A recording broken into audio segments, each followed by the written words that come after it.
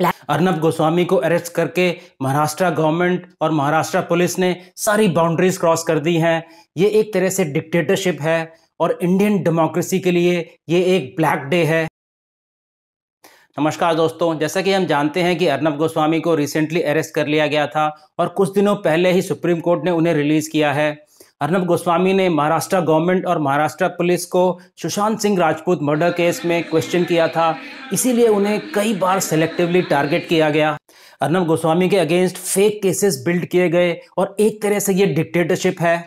अगर आपको किसी का जर्नलिज्म या क्रिटिसिज्म पसंद नहीं है तो और भी कई तरीके हैं उससे डील करने के लिए, लेकिन महाराष्ट्र गवर्नमेंट और महाराष्ट्र पुलिस ने एक बहुत ही इमेच्योर तरीका निकाला है अर्नब से बदला लेने के लिए।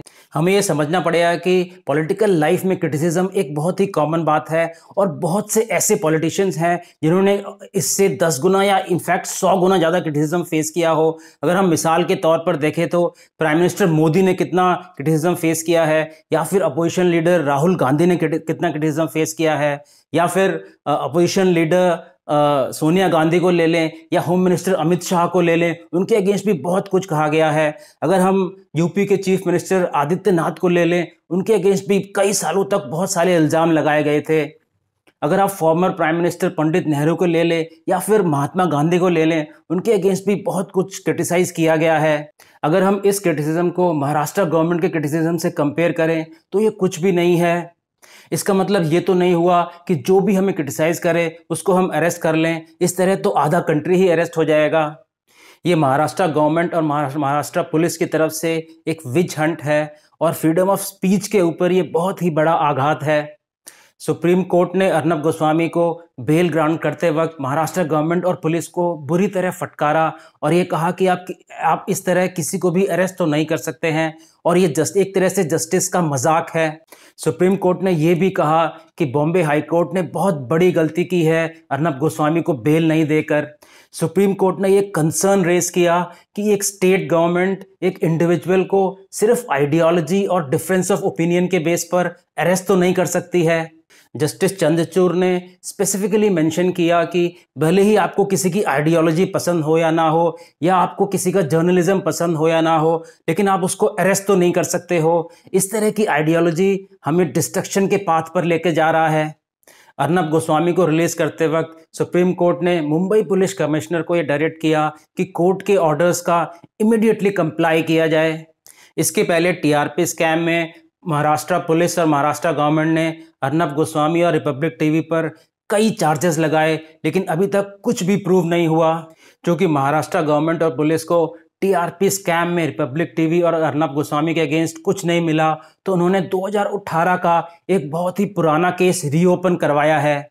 ये पुराना केस है 2018 का, जबकि इंटीरियर डिज़ाइनर अन्वय नायक और उनकी मदर ने सुसाइड किया था और सुसाइड नोट पे अन्वय नायक ने ये लिखा था कि रिपब्लिक टीवी ने उनके कुछ ड्यूज़ नहीं दिए हैं, अप्रॉक्सीमेटली 83 लाख के।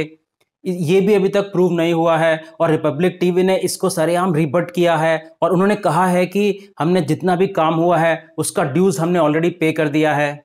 कोर्ट ने ये बहुत क्लियरली कहा है कि अगर किसी ने किसी दूसरे को ड्यूज़ नहीं भी पे किए हैं, अगर मान लीजिए पे नहीं भी किए हैं, तब भी ये एबेटमेंट ऑफ सुसाइड का केस बिल्कुल नहीं बनता है। अर्नब गोस्वामी को 4 नवंबर को उनके लोअर परेल रेजिडेंस से अरेस्ट कर लिया गया और उनको अलीबाग जो कि रायगढ़ डिस्ट्रिक्ट में पड़ता है वहां ले जाया गया। इस पूरे अरेस्ट के दौरान पुलिस ने अर्नब के फादर इन लॉ और मदर इन लॉ को भी असॉल्ट किया और उनके बेटे की भी पिटाई की। बहुत ही हैरानी की बात यह है कि मुंबई पुलिस के ऑफिशियल्स AK-47 लेके आए थे। जी हाँ, AK-47 लेके आए थे और उसमें एनकाउंटर स्पेशलिस्ट सचिन वाजे भी थे, जो इनको ऑलरेडी टीआरपी स्कैम में इंटरोगेट कर रहे हैं। तो एक तरह से अर्नब गोस्वामी को हार्डकोर टेररिस्ट की तरह ट्रीट किया जा रहा था। आश्चर्य की बात यह है कि बॉर्डर पर भी हर सोल्जर को AK-47 नहीं मिलती है। तो एक तरह से ये इंडियन डेमोक्रेसी के लिए ब्लैक डे था और ये सब हो रहा था एक ऐसे केस के पीछे जो कि 2018 में ऑलरेडी क्लोज हो चुका था और आज की डेट में उसके अगेंस्ट कोई भी एविडेंसेस नहीं है। एक बहुत ही इंपॉर्टेंट इन्फॉर्मेशन लास्ट वीक सामने आई कि जो मुंबई के डिजाइनर अन्वय नायक थे, वो अर्नब गोस्वामी के साथ कॉन्ट्रैक्ट करने के बहुत पहले से ही डीप फाइनेंशियल क्राइसिस से गुजर रहे थे। एक और इम्पॉर्टेंट बात यह है कि कोई भी पुराना केस सिर्फ कोर्ट के ऑर्डर से ही रीओपन हो सकता है। गवर्नमेंट के पास अथॉरिटी नहीं है कि वो उसको रीओपन करा सके। तो गवर्नमेंट की तरफ से जो भी रिस्पॉन्सिबल है इस केस को रीओपन कराने के लिए, उसके अगेंस्ट भी चार्जेस लगने चाहिए और उसको पनिश करना चाहिए। फ्रीडम ऑफ स्पीच के लिए स्ट्रिक्ट रेगुलेशंस होने चाहिए और भले ही कोई भी गवर्नमेंट हो, गवर्नमेंट और पुलिस लोगों को और जर्नलिस्ट को टारगेट नहीं कर सकती अपनी आवाज़ उठाने के लिए अथॉरिटीज़ के अगेंस्ट। धन्यवाद दोस्तों, मैं हूं डॉक्टर विनोद सिंह। नमस्कार।